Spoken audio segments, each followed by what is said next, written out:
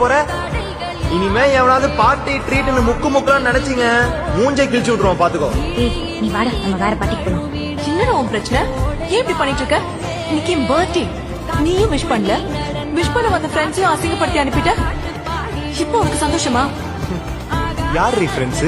நீ 2 நாள் முடி லோன் கட்ட எத்தனை பேர்கிட்ட காசு கேட்டிருப்ப? எவனாவது ஒருத்த ஹெல்ப் பண்ணானா? இதுவே நீ ட்ரீட்மெண்ட் கூப்பிடும் போது நீ தான் காசு இல்லாம கஷ்டப்படுறியே, இப்போ எதுக்கு இவ்வளவு செலவுன்னு கேட்டிருந்தா இவங்க ஃப்ரெண்ட்ஸ். இந்த பாரு, எதை வேணா அக்செப்ட் பண்ணலாம். உலகத்திலே ஒஸ்டான விஷயம் ஃபுட்டை வேஸ்ட் பண்றது தான். ஏன் இப்ப மட்டும் ஃபுட் வேஸ்ட் ஆகலையா? கொஞ்சம் இரு.